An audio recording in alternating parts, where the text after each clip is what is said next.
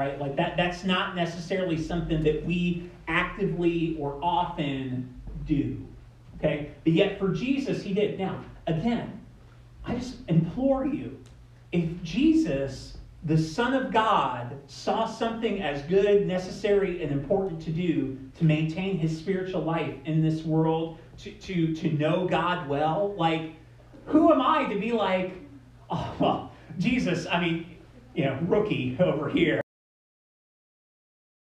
Maybe part of the reason our lives don't look like Jesus more is what Jesus did. Part of the reason that I think solitude is so important, I got 3 reasons for you why I think this is so important and why I think we should do this. Number 1, solitude makes us aware of what's going on the inside of us, okay? I was trying this earlier in the week. I took like an hour on Monday to practice some solitude. I got maybe about 10 minutes into that time, and all of a sudden, I recognized, again, just sitting there alone like an idiot, on my back porch, I all of a sudden realized how much, I felt a ton of guilt just bubbling up to the surface. I felt guilty about ways I've messed up in the past. I felt guilty about ways I've kind of impacted our marriage. Oh man, I've dragged people I love into all these things. Knowing and being in a relationship with me. I felt guilt about things in my life that I feel like I'm just not measuring up at, or guilt about not doing it, all these kind of things, right? Now, that was right under the surface the whole time. But I didn't recognize it until I sat in silence and allowed myself to feel and hear that, okay? Here's what's so important about solitude. That stuff was there the whole time. I just didn't know about it, okay? Here's what's so important about that. When we are distracted, constantly on the move, avoiding listening to what's going on inside of us, it is not that stuff disappears or doesn't influence us in our actions. Oh, no, it sure does. I'm just ignorant of it. So I might as well listen and hear so that I can deal with it instead of just continually being driven by factors and forces I don't understand. Second reason why solitude is important. It reminds us God doesn't need us to be God for him. Again, I have this list of 16 practices since I've come back from sabbatical a few weeks ago that I'm trying to incorporate in my life on the regular, okay? One of those is every Monday morning, first thing in my work day, I spend an hour of solitude with God. I hate it. It's the dumb, I was thinking about it today, I'm like, oh shoot, Monday is tomorrow, I gotta do this again, okay? Because this is so antithetical to me. I want to be active, I want to do something, I want to be a difference maker, I want to do all this kind of stuff, okay? This is not me. One day, I'm sitting at Lake Ella on one of the benches, watching the ducks or whatever stupid stuff you do at Lake Ella, just sitting there oh, there's another duck, great, And I'm sitting there, again, like an idiot, thinking, God, there's so many better uses of my time. I could be this, I could be that. And I'm running through, tapping through the list in my mind, thinking, God, there is so much stuff to do. Who's going to do it all? How's it all going to get done? And I felt very clearly a sensing from God of yeah, that's kind of the point. That's why you're doing this. Because whatever needs to be accomplished, you're going to need to trust me. One of the reasons I practice solitude is because it is a hard reset for my mind, body, and spirit. That God can do more with 90% of my time than I can do with 100. In fact, God can do more with 80% of my time, 70% of my, 1% of my time, infinitesimal percents of my time than I can do with 100. Because he is God. Okay? I am not. Solitude reminds me of that. Here's a third thing solitude does. Us from needing to justify ourselves. One of the things I realized over my life in this past season is I do so much activity in my life, not because I feel called to it, not because I think, think like it's important, but because I don't want people to think I'm lazy, okay? I have like the pastor guilt, and so like the big thing about pastors is like, we're like, oh, it must be hard working here one day of the week, that it's like a half day at that, like that kind of thing, right? And like, I'm not going to be a lazy pastor. I'm going to do all the things, that kind of thing, right? And so I'm going to do the work of 7 staff, whatever it is, right? And it's not that anyone's asking me to. It's not that anyone's telling me to. It is all an incessant need to like justify my existence, right? The great Dallas Willard, a guy who I talk about a lot, spiritual titan of the late 20th century. He was also the chair of philosophy at this little place we like to call the University of Southern California. So, real dummy, Anyway, so Dr. Willard was at the end of this class, a student stood up and kind of aggressively and said some stuff like, just in class discussion where he stood up and he was talking to Dr. Willard, and he said some stuff that was both wrong, like it was just incorrect, and it was offensive. So it was nasty and mean, he was being a punk. And Dr. Willard stood there, he looks at him, he's listening very patiently, making eye contact, being very gentle, and Dallas Willard and then when this kid finished doing his spiel, Dr. Willard looked around at the classroom and said, hey, that feels like a good spot for us to stop today. I'll see you next time, and dismiss the class. And after the class is over, a bunch of students stay behind, and they're basically like, what are you doing here? Like, why don't you set that punk in his place? We all hate the guy. Like, we were begging for you to do it, And Dallas Willard said one of the most brilliant things in the world. He said, you know what? I'm practicing the discipline of not having to have the last word.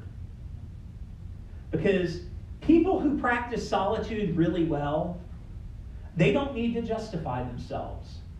They are not beholden to others' opinions of them.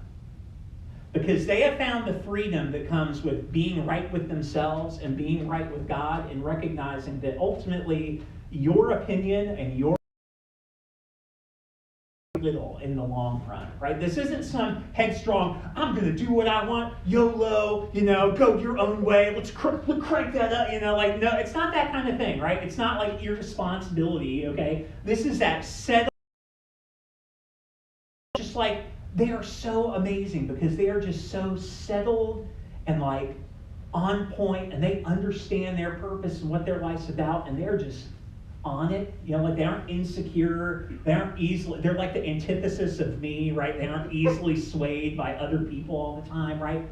Solitude is part of the process that God uses to transform us into that kind of person. So, here's some tips to get started. I don't want to leave you hanging because I know this is a big thing, okay? 4 tips to help you get started. Tip number 1. I want you to try starting with the little solitudes throughout your day. If you wake up first thing in the morning and you drink coffee, here's what I'll bet 1,000,000% of us do. I get up, I make my coffee, I pull up my phone, I'm looking at, Facebook, yeah, oh man, that's really important. Oh yeah, she got a new purse, and oh yeah. Or I look at I saw this thing on Facebook this week that was like, there's no person in the world I hate more than me from my memories 11 years ago, or something like that, which I thought was so true. But I'm looking at that, or I turn on the news, or I'm looking at the news on my phone, or I'm playing Wordle or whatever the thing is everyone's doing now, or like the stupid green and yellow squares, or like whatever it is, right? Like we do that. How about instead of doing that, like when you pour your first cup of coffee, you like literally just sit at the table by yourself and just say, hey, I'm just going to do nothing until I finish this first cup of coffee or tea or whatever it is, right? When you drive to work or to class or whatever it is that you do, when you're caught in traffic, the same traffic that makes us hate the Lord's existence, right? God, where are you? This is like I'm like an ancient prophet now. Oh, Lord, why is Mayhem in the capital circle so terrible, or whatever it is, right? Instead of crying out to the Lord, right? Like I can actually embrace that as an opportunity to practice some solitude, right?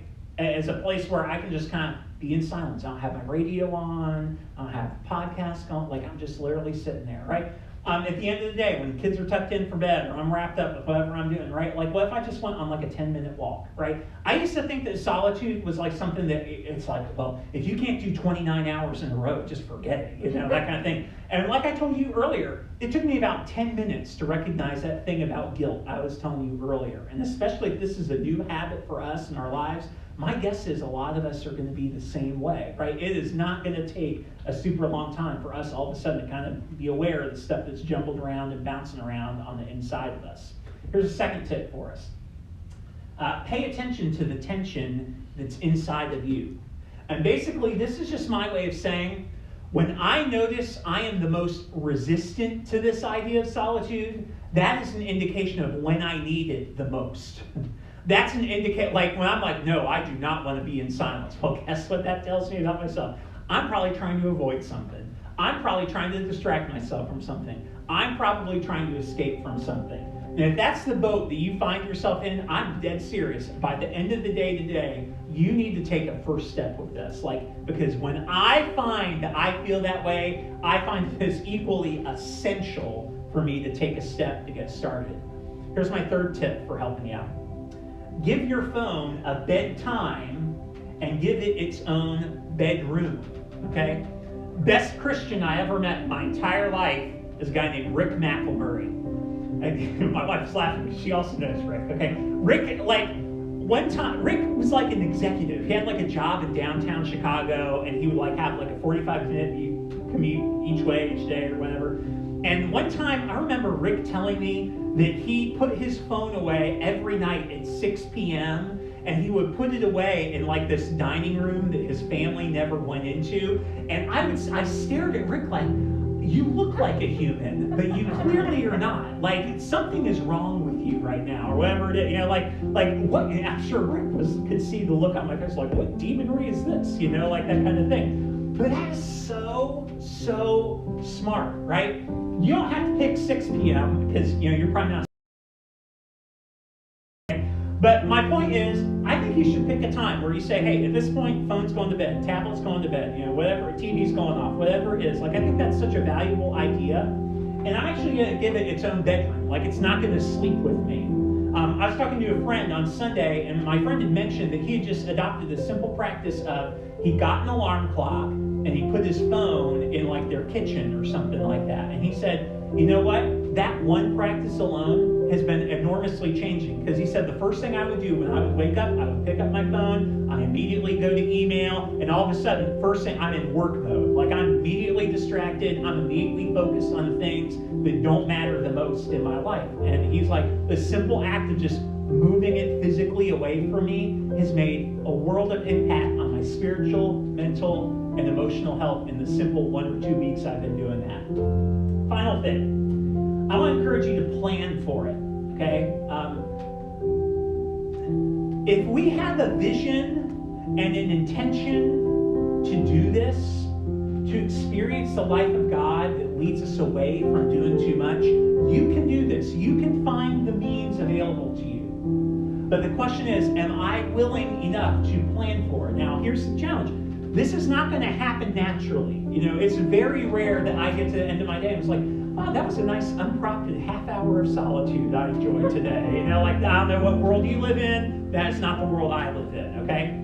I have to plan for it, okay? I guess I'm here to encourage you to say, hey, it's worth it. Whether the worth it is hey, I'm going to get up a little early, I'm going to go to bed a little later. Whether it's worth it is, I'm going to drive the longer way home. I'm going to, hey, I'm going to coordinate with spouse on kids and transfer of all that. And whatever you have to do, I'm just encouraging you, plan for it. Give it a shot. Experiment with it. See if it's helpful to you. It has been helpful to me, and what's kind of ironic about a lot of the things that are helpful to us is oftentimes they feel really painful to us, right? My resistance is actually an indication of the habit and behavior I need to chase after the most.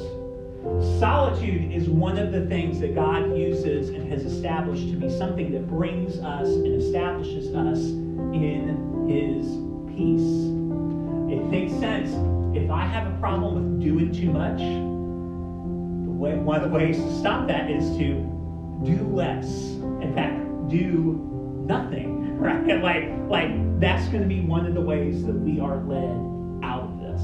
And so that's my encouragement to you this week. As always, we've got some discussion questions for you. These will be available, I think, at noon on our social media stuff on Instagram and Facebook. They'll also be on our messages page when the message gets posted. But here are our discussion questions for this week for you to talk about with your small group or your family or whoever you kind of have these conversations with. Number one is talk about a time when you found yourself being motivated by some force or emotion inside of you didn't even realize at the time. So maybe kind of like my story I told you earlier about the bad parent meeting and all that stuff that came with it. What happened and how did you feel? Second question is, do you feel like you struggle to be silent and live in silence? Why? The sound you hear at the end of the sermon is the sound of the souls of extroverts dying. They're like, oh no, but they're like very loudly dying, okay? But this is important for all of us, regardless of our wiring. The third thing is, what's a way you want to try incorporating solitude into your life this week? Maybe there's a small, simple solitude. Maybe you have the ability to plan a little chunk of it in one of your days this week. Maybe you want to practice it together. But whatever that looks like for you, I want to encourage you to incorporate that into your life this week. Johnny and Bree are going to lead us in a song to close, so why don't we go ahead and stand up and let's worship one last time together. So this next song that we're singing is Do It Again. And I feel like one of the most important things to think about when incorporating something new, like silence, is just actually believing that God's going to move in your life in that way. Put on things like read your word or pray or different things like that, just for the kids to be able, like, I don't know. I feel like the best way to explain it is give God the benefit of the doubt. I've been reading Job a lot lately, and one thing that a commentator that I was reading about was talking about was one of the biggest problems that Job had was that the way that his life was working out didn't fit the framework that, like, his worldview of the world. And I feel like that's just kind of how God speaks to us, is he does things to us that doesn't fit within the framework of how we think. And the only way that we can get through those times of, just kind of our worlds not making any sense is by giving God the benefit of the doubt. So yeah, with that in mind, I'm going to sing the song. Walking around these walls, I thought by now they'd fall, but you have never failed me yet.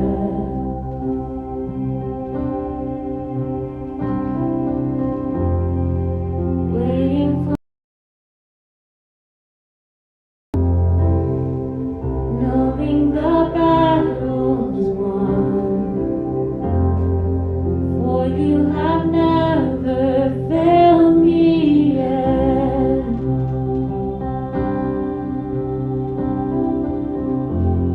Your promise still stands. Great is your faithfulness, your faithfulness. I'm still in your hands. This is my confidence. You've never failed me yet.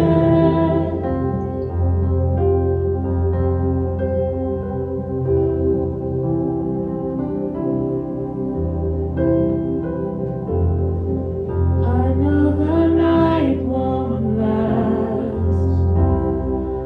Your word will come to pass. My heart will sing your praise again.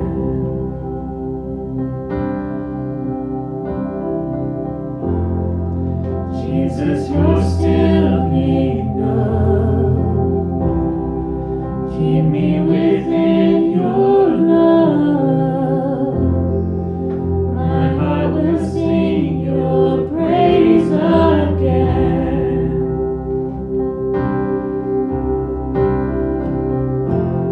Your promise still stands. Great is your faithfulness, your faithfulness.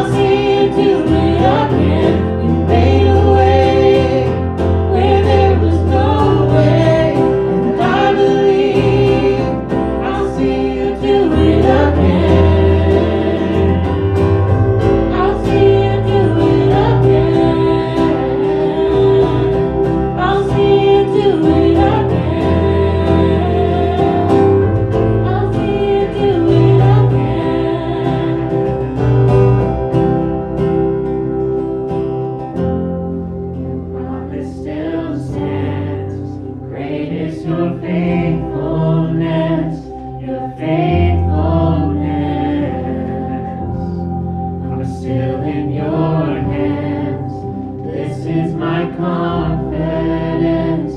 You never fail. Your promise still stands. Great is your faithfulness. Your faithfulness. I'm still in your hands. This is my confidence. You've never failed me yet.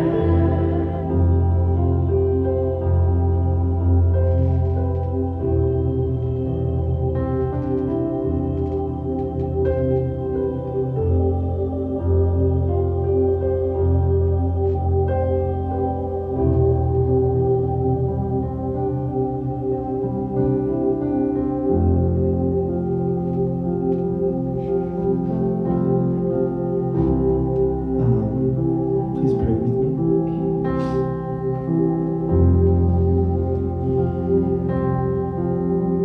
God, we thank you that we can come together to worship you as a church and as a community, as people who are completely different, struggle with completely different things, but have this one incredible thing in common, and that we just have this desire to worship and praise your name. I thank you that we have this opportunity to do that. God, I just pray that we would apply all these things that Wes spoke about today to our lives, and take that time to be silent and be by ourselves, and really just dive deep into the awkwardness of it, and understand that even though it's very awkward and frustrating, it will turn out to be something that is amazing and good for us.